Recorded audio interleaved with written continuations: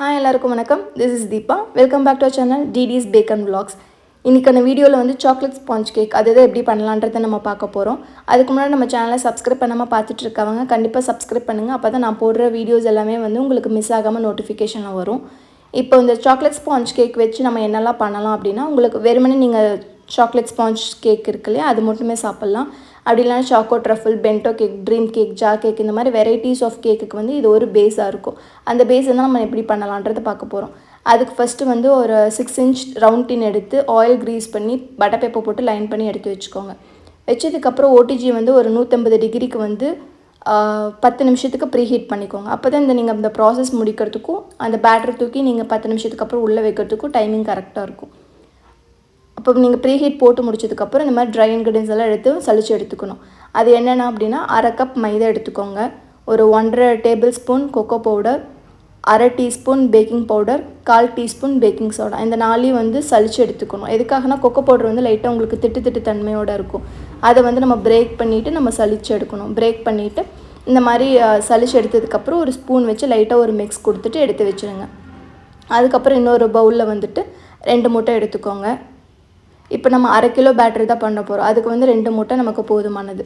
2 முட்டை எடுத்துகிட்டு அப்புறம் அரை டீஸ்பூன் வெனிலா எசன்ஸ் கொஞ்சம் ஆட் பண்ணிக்கோங்க. அப்புறம் கொஞ்சம் ஒரு பிஞ்ச் ஆஃப் சால்ட் வந்து ஆட் பண்ணிவிட்டு, இந்த ரெண்டும் எதுக்காக ஆட் பண்ணுறோன்னா, முட்டையோட ஸ்மெல்லை வந்து கண்ட்ரோல் பண்ணுறதுக்காக வந்து இந்த ரெண்டையும் ஆட் பண்ணுறோம். ஆட் பண்ணிவிட்டு இந்த மாதிரி பீட்டரில் வந்து ஃபஸ்ட்டு ஸ்பீட்லேயே வச்சுட்டு ஒரு 30-40 செகண்டுக்கு வந்து நல்லா பீட் பண்ணிக்கோங்க. பீட் பண்ணி முடிச்சதுக்கப்புறம் நம்ம பவுடர் பண்ணி வச்சுருக்கோம் சர்க்கரை வந்து ஒரு 1/2 கப் எடுத்துக்கோங்க. அதை வந்து கொஞ்சம் கொஞ்சமாக ஃபுல்லாகவும் ஆட் பண்ணாமல் கொஞ்சம் கொஞ்சமாக ஆட் பண்ணிவிட்டு ஃபஸ்ட்டு ஸ்பீட்லேயே வச்சு நீங்கள் நல்லா ஒரு மிக்ஸ் கொடுங்க.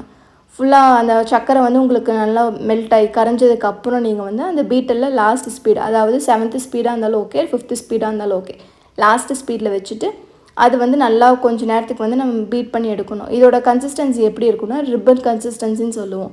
இந்த மாவு, இட்லி மாவுலாம் நம்ம ஊற்றுவோம் இல்லையா, அதோட பதம்னு சொல்லலாம்.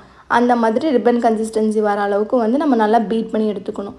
அதாவது இப்போ பாருங்கள், வீடியோவில் காட்டுறேன், இந்த மாதிரி இருக்கணும். ஓகேங்களா? இதுக்கப்புறம் வந்துட்டு என்ன பண்ணணும்னா, ஒரு டேபிள் ஸ்பூன் வந்து ரீஃபைண்ட் ஆயில், அதாவது வாசனை இல்லாத எண்ணெய் வந்து 1 டேபிள் ஸ்பூன் ஆட் பண்ணிக்கோங்க. இதையும் வந்து லைட்டாக ஃபஸ்ட்டு ஸ்பீட்லேயே வச்சுட்டு லைட்டாக ஒரு மிக்ஸ் கொடுத்துட்டு அந்த பீட்டரை வந்து எடுத்துடுங்க.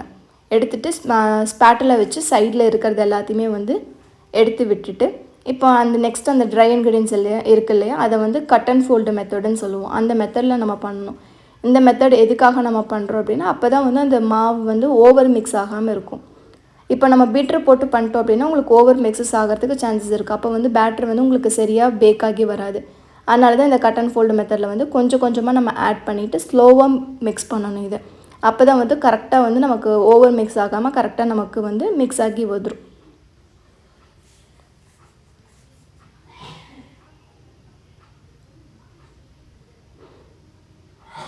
இப்போ இது நல்லா இந்த மாதிரி நல்லா மிக்ஸ் பண்ணிவிட்டு இந்த மாதிரி ஒரு டேபிள் ஸ்பூன் காய்ச்சி ஆற வச்ச பாலை வந்து நீங்கள் ஆட் பண்ணணும். ஆட் பண்ணிவிட்டு லைட்டாக அதுவும் ஒரு மிக்ஸ் கொடுத்துட்டு அந்த டின்னில் வந்து நீங்கள் ட்ரான்ஸ்ஃபர் பண்ணிடுங்க. இப்போ நம்ம டெம்பரேச்சர் இருக்கு இல்லையா, 150 வச்சு ப்ரீ ஹீட் பண்ணியிருக்கோம் இல்லையா, இப்போ டெம்பரேச்சர் வந்து 160க்கு வந்து நீங்கள் குறைச்சிடுங்க. அதாவது 160 வச்சு ஒரு 20-25 நிமிஷம் வந்து நம்ம நல்லா பேக் பண்ணி எடுத்துக்கலாம்.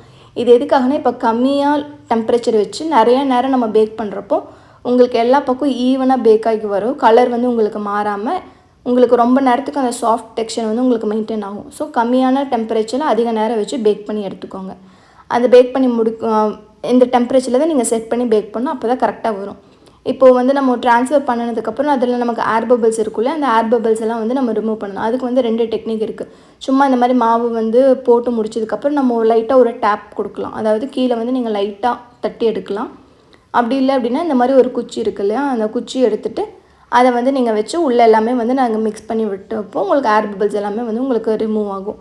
அப்போ லைட்டாக டேக் பண்ணிவிட்டு திருப்பி இதை வந்து தூக்கி உள்ளே வந்து செட் பண்ணி வச்சுடுங்க. பேக்காகி முடிச்சதுக்கப்புறம் வெளியே எடுத்துகிட்டு நம்ம ஆறுனதுக்கப்புறம் தான் ஸ்லைஸ் போடணும். ஒரு 1/2 மணி நேரத்துக்கு ஆற விட்டுருங்க. இந்த மாதிரி டேப் பண்ணலாம். அப்படி இல்லை அப்படின்னா நம்ம ஸ்பேட்டலாக வச்சு அதை வந்து வெளியில் எடுத்துகிட்டு மேலே இருக்க பட்டர் பேப்பரை வந்து ரிமூவ் பண்ணி எடுத்துடுங்க. இப்போ சாக்லேட் ஸ்பாஞ்ச் நமக்கு ரெடி ஆயிடுச்சு. இதை வந்து இப்போ உங்களுக்கு விருப்பப்படி உங்களுக்கு எந்த அளவுக்கு வேணுமோ அந்த அளவுக்கு வந்து நீங்கள் ஸ்லைஸ் பண்ணி உங்களோட ப்ரிஃபரன்ஸ் தகுந்த மாதிரி நீங்கள் ஸ்லைஸ் பண்ணி எடுத்துக்கலாம். அவ்வளோதான், சாக்லேட் ஸ்பாஞ்ச் கேக் ரெடி. கண்டிப்பாக ட்ரை பண்ணி பாருங்கள். ட்ரை பண்ணி பார்த்துட்டு எதனா டவுட்ஸ்னால் கமெண்ட் செக்ஷனில் கேளுங்க. தேங்க்யூ.